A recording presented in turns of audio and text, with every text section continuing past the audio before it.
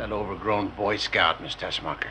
I was never sympathetic to the people voicing the opinion that the Superman character is boring because he's a No. Boy Scout or any of that. No. Yeah, Okay, I don't. I totally get the frustration of, you know, if you're dealing with the upper power level depiction of Superman, that's hard to find ways to challenge him physically.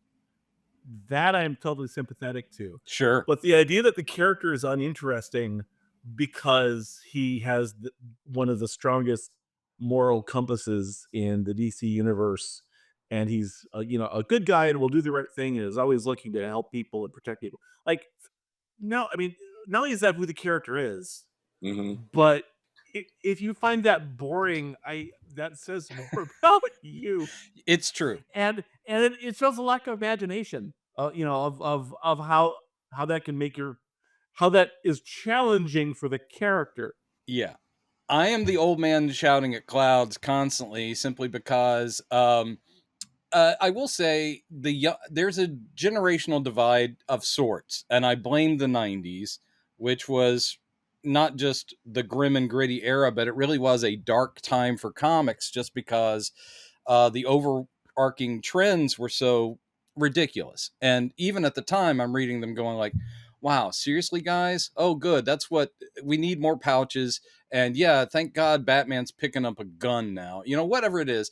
So that time I didn't enjoy. But the younger people I meet who are in their 20s and 30s and they're comics fans, they always mock my love of the goody guys. Like, I love an anti-hero. I always liked the Punisher. I always liked, you know, Wolverine, all those guys. But yeah, like Captain America or Cyclops of the X-Men. I'm like, the good guys who are just good seems like they are the ones that are laughed at because that there's no character there. I'm like, no, there's a lot of character there. In the world, it takes a lot of character to be that moral. I always liked Cyclops in the X-Men because to me, he was the guy who most felt the weight of responsibility of Xavier's vision. Yeah. And not only representing that in the field, but carrying it forward into the future. And like, that's interesting. That's a compelling character. It's not about the fact that he shoots beams out of his eyes. It's about it's about, you know, that sense of responsibility he feels. Chad, I know you want to jump in here because if there's one thing, Chad, just it's a hot button. He will jump in and say, no, it's all about the beams that shoot out of his eyes. I was just thinking there was somebody commented recently and basically saying that Man of Steel didn't work because we're conditioned to think of Superman as a big blue Boy Scout. And I said, no, we're not conditioned. That's who the character is.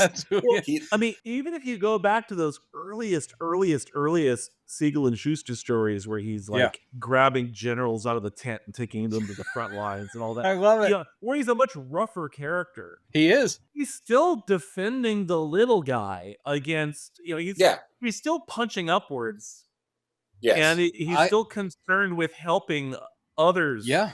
In a way that like that just didn't feel like that was the focus of those. The early days are literally him. I mean, the golden age. I have all the omnibuses and things like that, and I love the character across the whole spectrum. But that early stuff, you have entire issues where it's like the first couple of issues of action.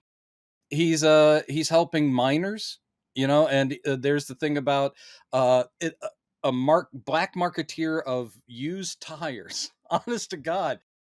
They are reselling old tires that are threadbare and all these accidents are happening in Metropolis. And Superman's like going, that's not right. And goes after these people. And it's a little bit before the mad scientists kick in, but I'm just like sitting there going the character's popularity was a response to Depression era frustrations. Right. So, exactly. So all of the people he was fighting were the people that if you were the little guy during that time, that you'd be like, you know, I like to see taking down a peg or two, you know.